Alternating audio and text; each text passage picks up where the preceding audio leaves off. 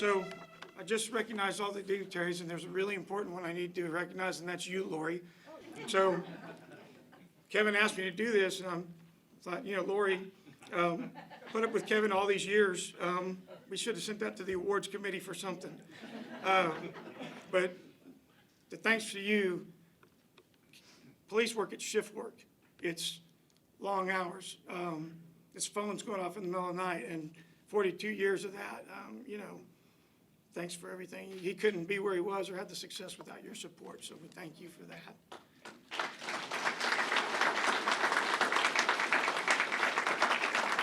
They say everybody has a book in them. There might be one there.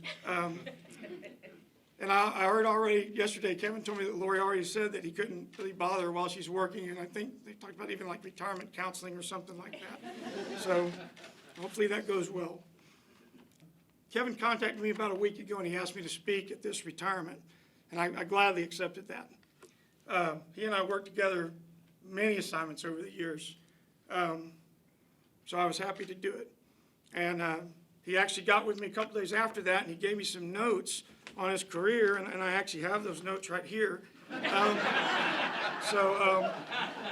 started paring it down a little bit, you know, because some of us have to go to work after this. But if I miss something, Kevin, be sure to pick it up later. I try to get the highlights. So I started organizing this, and it's like, how do you put 42 years into a summary? And the answer is you can't. All you can do is hit the high points and the exceptional accomplishments, and you had many of them. The other thing that I want to recognize is a human side of managing people who are in a high-stress, dangerous environment, and to be able to manage people in that environment is not common, and you did it well, Kevin. So we appreciate that.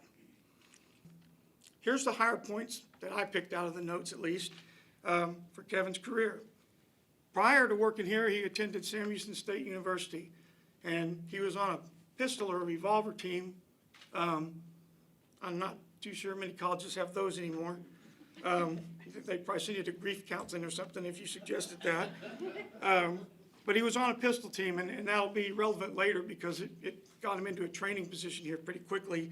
While he was in college, he also worked for the Texas Department of Corrections as a prison guard, and I secretly suspect that's where he developed a lot of his communication skills that he would use here over time. So you can follow up on that. He's actually a trained communication specialist. I've got some more comments about that to come.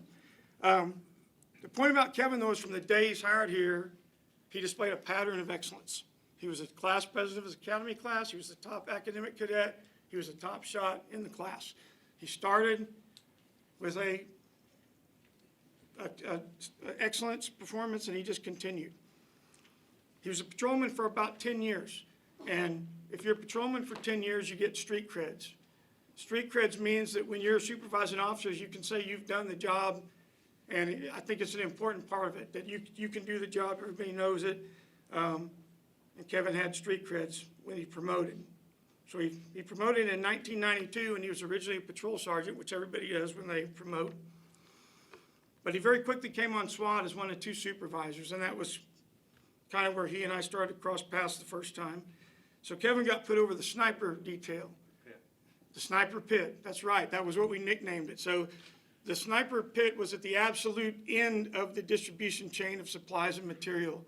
So the assault team got everything first, and then the sniper team, and sometimes if you got mad, you'd get put in the sniper pit. And I remember one of the young guys, I don't remember who, was asking us, how do you get out? And we're like, well, you can't. You can't once you're in the sniper pit. So Kevin, you're still in the sniper pit. He still talks about, you know, he's got his rifle set up for the deer. At least I'm still in the sniper pit. If Dan Pennington's here, he was a founding member. Yeah, but it was fun. And the point I want to make about that is he challenged us. You'd be out working patrol, and Kevin would call you, and he's like, hey, it's pouring down rain, let's go shoot. Oh yeah, what a great idea. Or it's super windy, let's go shoot. He challenged us though, and he made us better. He made us better. We would do demonstrations for the Simpson Police Academy where they'd put a postage stamp 100 yards out, and we'd put 3 rounds in that postage stamp. You don't get that way without being challenged. So he challenged that team, and he made that team better, and you're going to see a pattern of that also. throughout his career. While he was on SWAT, he was the on-scene commander at a situation nobody wants to be in, a line of duty death. And for those of you, Officer Les Hurley, he was the on-scene commander for Pasadena there. And if you go out in the hallway, Les's weapon is here, and you can read a little bit about what the cost is of this job, which is dangerous sometimes, especially, you know, patrol itself is dangerous, SWAT can be dangerous. Leading people into that environment, difficult. That followed him. He later was, as a lieutenant, went to narcotics, another dangerous detail. Now we call that proactive investigations, but that's a big unit. It's got a local unit. It's got numerous people assigned to government task forces. The bottom line is SWAT and narcotics are not assignments where people who struggle with decision-making can flourish. And Kevin didn't have a problem with decision-making. He could evolve, he could function in that rapidly evolving environment. And when you look at the leadership that comes out of units like that, it tends to be pretty successful if it's successful there. Kevin told me yesterday 16 call-outs. I think it was more than that. Numerous warrant service operations brought everybody home safe. For that, you know, that's an exceptional accomplishment in and of itself. In 1994, the PD makes a move. They moved Kevin to the academy, and that move was going to change the department forever. Today, we have this reputation for having first-class training facilities. We're in one. That reputation was rebuilt by Kevin's efforts.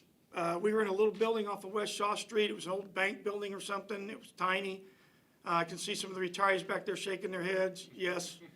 If you were there, you're the real police. Anybody who was here on West Shaw, you are. So Kevin, at first he goes to training as an officer, where he works on the firearm side some. And during that time, we're transitioning. Kevin led the trains from revolvers. There's not a lot of new guys here. They wouldn't even know probably what those are. Revolvers to semi-automatic pistols. And he worked to get the Glock as an approved sidearm, which today that's really our only approved sidearm other than weapons that are grandfathered in. In that time, nobody really trusted the gun because it was polymer, it was different. But the range staff said, hey, this is the way to go, and it's really the national standard now, easily the most commonly issued pistol. So Kevin led that charge. Those pistols had to be modified back in the day with what's called a New York trigger, so the trigger would be more like a revolver, because they weren't trusted really by the administration. This is the part in his bio. He also said he was a communication trainer, and I do remember that. Back then, that class was called verbal judo, but my memory might be getting foggy because I remember a lot of like one-way communication. I don't remember a lot of feedback sometimes, but he was a communication trainer. He secures funding.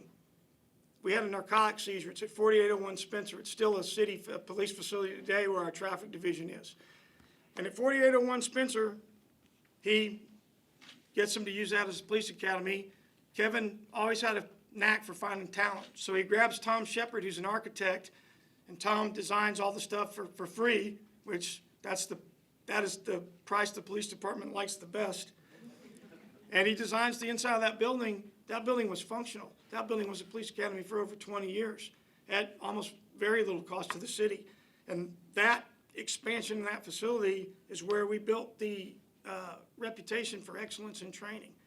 And we started bringing in sometimes 50 agencies a quarter train in these facilities. And Kevin is responsible for all of that. This facility today isn't here if we don't establish the foundation at 4801. So for that, we thank you. About that time, he secures $1.2 million from Congress, which back then that was a lot of money, for the driving track. And connected to this facility is the driving track. I don't know a larger driving track in the state for police. And it's still out there functioning for over 20 years. So Kevin secured the funding for that. About that time, he picked a SWAT officer to come over and assist with the range build-out, which was me. And that opened up my own opportunities for a very long career. I think we were here almost 10 years together. And for that, I thank you. My whole career changed because of that. And he served as a commander for numerous academy classes. what's the footprint of the agency for somebody who maybe ran 15 or 20 classes and hundreds of officers who trained under him are now here? So that's going to resonate through this agency for years. So the bottom line, our success in training excellence today directly related to you, Kevin, and we appreciate that. Later, he promotes to lieutenant. He runs pretty much every shift in the department, which kind of happens to you if you stay here 42 years. But I got some good stories about that. So he and I ended up being South commanders for 2 hurricanes, Rita and Ike. And anybody who was here will tell you the South Command was where you wanted to be, because we were living large down there. We were at Pasadena Memorial High School, and everybody's on 12, so you're sleeping or you're working. And the power goes out in the whole city. So if everybody's got food at home that's going to spoil, we assigned a couple guys and they started cooking it. We fed everybody. We fed everybody working. We fed all the officers on both shifts. We fed the National Guard who was bivouacked in the school with us. And to manage something like that, you have to have logistical ability. There were relief efforts, all kinds. I could go into a ton of detail, but Kevin could put together logistics like nobody and had an eye for it. And I don't think we had any trouble down in the South Command. The only thing that I think went wrong was when I opened my door with the hurricane wind to the back of me. I think that's the only thing that went wrong that night. But we had success down there, and again, attributed to you, Kevin, and every time a problem came up, you had an answer for it. He attended the National Academy Session 223. It didn't say what year that was, but it was a while back. And that started a long relationship with the FBI. The FBI, National Academy Associates, that's an internationally recognized organization. And Kevin was on it. He served on the board. He eventually became the president of that board, which is rare indeed. Traveled all over the world for that organization. He actually became something of a TV celebrity in Taiwan when he was seen with the Taiwan president on TV. And I don't know if anybody, I've never been to Taiwan, but I imagine there's not a lot of giants walking around, you know. So everybody would recognize him in town walking around because there weren't a whole lot of 7 feet tall people there. So he was a TV celebrity there. He'll tell you about it if you ask him when we're done. So years of working calls together, I got lots of funny stories. I tried to jog his memory yesterday. We're out in the pouring rain, like today, almost freezing. And we had an officer, I'm not going to say his name, but he's not in here, so it's probably okay. But he had a reputation for driving real fast. So he slides off the road because somebody pulls in front of him. He puts an '89 Crown Victoria in the ditch, and it's at the time we didn't have many cars. So it's a big deal. So fortunately, the ditch isn't full of water. And Kevin comes out there, and he's pretty relaxed. You know, he says, hey, how fast was he going? And I'm like, I didn't want to measure it. It was raining and nobody was hurt. I'm like, well, he was going as fast as 8915 can go from that stop sign to that ditch. And so conversations like that, I'll always remember. We had a great time working patrol. How many times we drew this range up on napkins and paper and stuff, and how many different plots of land before we settled here. I could go on and on, honestly, here. Citizens Police Academy. Kevin had a long relationship with that. The Citizens Police Academy is a critical community component, something that we want to nurture and have a good relationship. And they do a lot for the PD. Kevin did a lot for them. He organized them into a warrant drive that cleared up over $700,000 in warrants at a time when that was a lot of money. That was, outstanding warrants, probably mid-2000s, something like that. Very successful. I have the notes here. I could show them to you again if you want to see them. But how many awards? Many awards. It'd take too long to list them. But more important than the awards are the awards the units that worked under him received. How many unit citations? To me, that's more important. The unit success is more important than the individual success because that shows what the leadership is. So in a profession, honestly, if you look nationwide and you were to talk to any patrolman, they would tell you there's a leadership. Leadership nationwide is a problem. We've had excellent leadership in this organization. We have excellent leadership today. We have a mayor who supports us, who's an ex-police officer himself. And in a profession that's starving for good leadership, you provided it. You should be proud of that. The department's better. because of you and the impact you made. Just in training alone, it'll resonate through the department for years, and the opportunities you gave me, I appreciate. And from me to you, thanks for the legacy of excellence that you leave behind. It's going to be a hard act to follow. With that, that's all I have. I'm going to call Kevin up.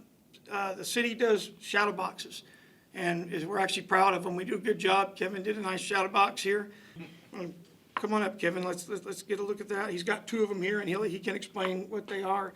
But the city shadow box first will unveil, and then he's got one from the FBI Academy Associate. So I'm going to help you so we don't knock this down. And this is the city shadow box.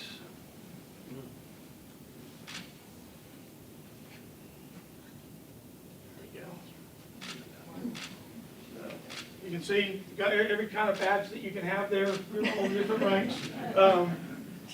SWAT. This, I forgot to mention, that's a DuPont Survivors Club. That's actually a club that people don't really seek to be a member of. He had a fleet accident, and his body armor saved his life. He was hurt pretty badly for almost first year he was here. So he's a member of the DuPont Survivors Club. So that's what that small pin right there designates. And if you want to unveil this one too, Kevin? Sure. This is the FBI Association. And what I'd like to do now is call up the chief to present Kevin with his retirement ID.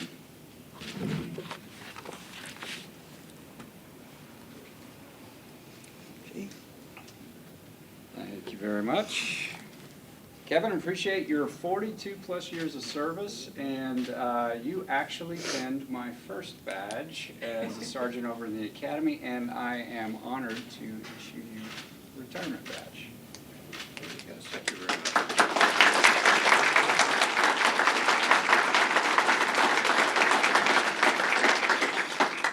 Now, if possible, I'd like the mayor to come up, and we have a certificate of retirement that we will be presenting to Kevin as well.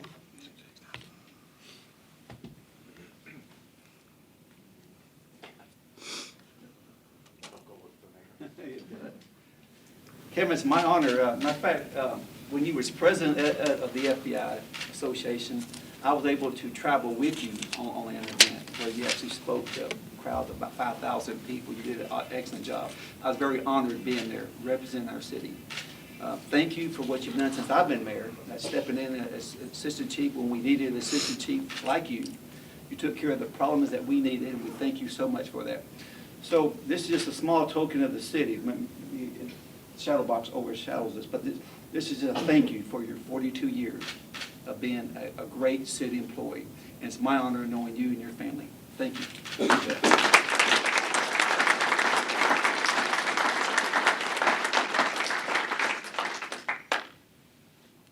All right. With that, we'll turn it over to you, Kevin.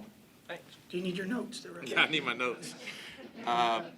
Guys, well, thanks for coming out, number one. Number two, you know, folks came from all over. You know, I say a lot of the, I'll say other retired officers.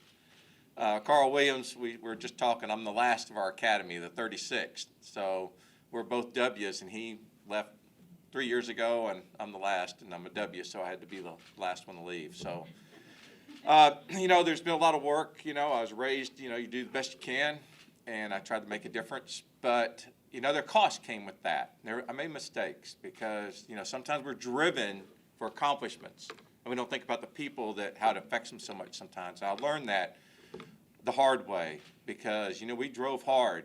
If staff was around when I was here, there's 3 of us, and myself as a sergeant, that flipped this whole organization upside down on training.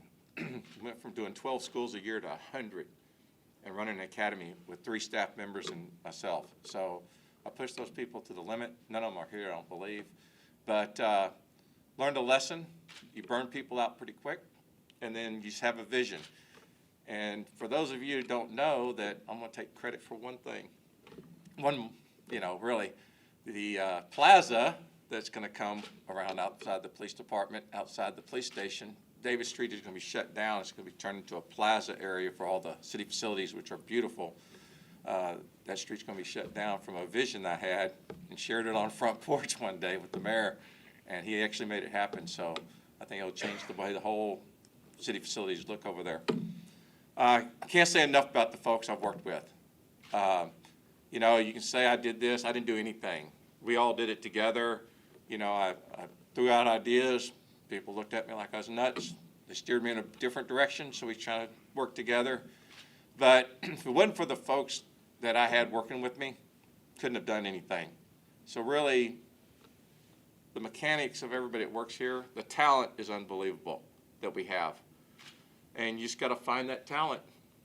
And sometimes you have to kind of reach out. Like I'd say Tom Shepard, he had an engineering degree. So I had to reach out to a contact with the government facility south of us for a drafting program. But then we had to build a computer because none of ours would run it. So I had to reach out. Larry Hovey, who at the time did computers. So we had to buy parts to upgrade a computer to run a drafting program so one of our employees could actually design. And this vision of this building right here actually was probably in 1994. Actually was drafted on paper, layout, and pretty much, and the land we originally wanted was actually down Red Bluff, the old Boy Scout camp was, if some of y'all won't know that. But can't say enough for the city. Over the years, there's been ups and downs, but the city has taken care of me and the folks I know as far as employees. I've had a lot of injuries, almost killed a couple of times, and you know, it's tough, but you know what? We're all pretty resilient, and we're all going to get through it. And I will just say I wish the best for everybody that works for the city, because if it's not for everybody in the city, and I learned that a lot from the folks at HR, purchasing, we all have to work together. And to get things done, it takes everybody. It's not just the police department. You know, the people at maintenance keep the cars running. So I learned that early on. So when I was wiring radios in cars, when we had to do it, police officers had to do that. So I want to thank everyone. Well, there's a lot of retirees came back through here. So I hope I made a positive impact on everybody here, and hope to visit with everybody. And thanks for coming out.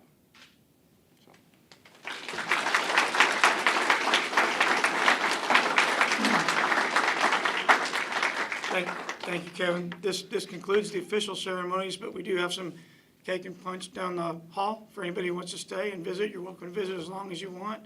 And again, thank you for your service, Kevin.